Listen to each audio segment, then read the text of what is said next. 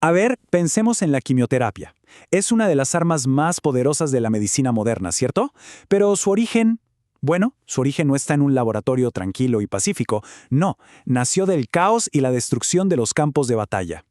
Esta es la increíble y un poco oscura historia de cómo un arma de guerra se transformó en una luz de esperanza. Para entender esto, tenemos que viajar en el tiempo, hasta el siglo XVI. Allí, un médico llamado Paracelso lanzó una idea que era, para la época, totalmente radical.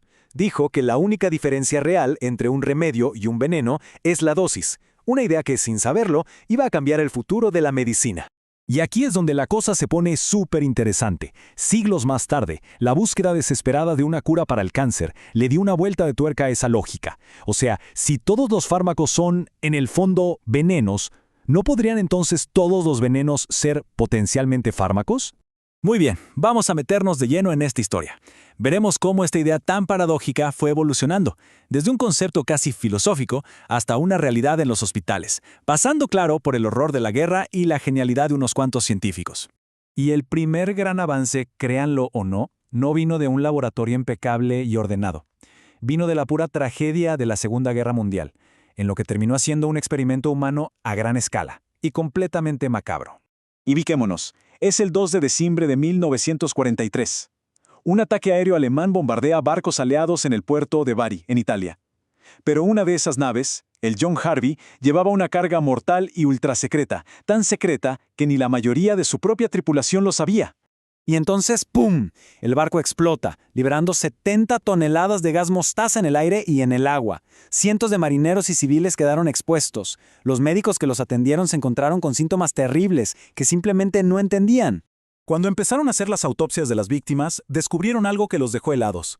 El veneno no había matado al azar, no, había sido increíblemente selectivo. Atacó y aniquiló los glóbulos blancos y las células de la médula ósea, dejándola, como dijeron los patólogos, agostada y vacía. Este descubrimiento tan espantoso fue, irónicamente, el que encendió la bombilla en la mente de algunos investigadores. Si este veneno era tan preciso, tan específico en su ataque, ¿se podría controlar? ¿Podría un arma de guerra convertirse en una especie de bisturí molecular?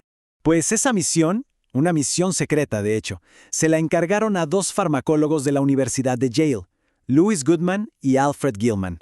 Su objetivo, averiguar si el efecto Krumhar, así le llamaron a esta destrucción de glóbulos blancos, podía usarse contra células malignas como las del linfoma. Y sus experimentos fueron un éxito rotundo. Primero en animales, donde lograron que el veneno atacara por dentro sin causar las quemaduras por fuera. Y luego, en 1942, se atrevieron a tratar a un paciente con un linfoma avanzadísimo. El resultado fue casi un milagro. Los tumores se ablandaron y desaparecieron. Aunque la remisión fue corta, la prueba estaba ahí. ¡Funcionaba! Mientras el equipo de Yale usaba, digamos, la fuerza bruta de un veneno, en Nueva York, un bioquímico llamado George Hitchings estaba cocinando una estrategia mucho más sutil, mucho más ingeniosa. Su idea no era matar, sino engañar. La idea de Hitchings era brillante. En lugar de envenenar la célula directamente, quería engañarla para que se muriera de hambre. ¿Cómo? Creando moléculas señuelo, impostores químicos que las células cancerosas, con su apetito voraz por crecer, absorberían en lugar de los nutrientes de verdad. Básicamente, las haría cometer suicidio. Para lograr esta hazaña, Hitchings necesitaba a alguien igual de brillante, y la encontró en Gertrude Elion. Elion era una genio a la que el mundo académico le había cerrado las puertas una y otra vez, simplemente por ser mujer. Imaginen, después de 15 solicitudes de posgrado rechazadas, terminó trabajando como profesora sustituta. Pero Hitchings vio su talento, la reclutó y juntos hicieron historia, llevándola a Elion a ganar el premio Nobel en 1988. Y ahora sí, llegamos a la pieza final del rompecabezas, a cómo el trabajo de todos estos científicos conectó para siempre el campo de batalla con la cama de un hospital. Esta conexión se hizo literal con un hombre, Cornelius Dusty Rhodes. El mismo tipo que había dirigido la unidad de guerra química del ejército se convirtió en el director del Hospital Memorial de Nueva York. O sea, se trajo la mentalidad bélica directamente a la lucha contra el cáncer. Rhodes no perdió el tiempo.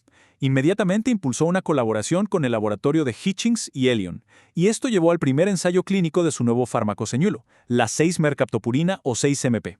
Lo probaron en niños con leucemia linfoblástica aguda, que en esa época era básicamente una sentencia de muerte.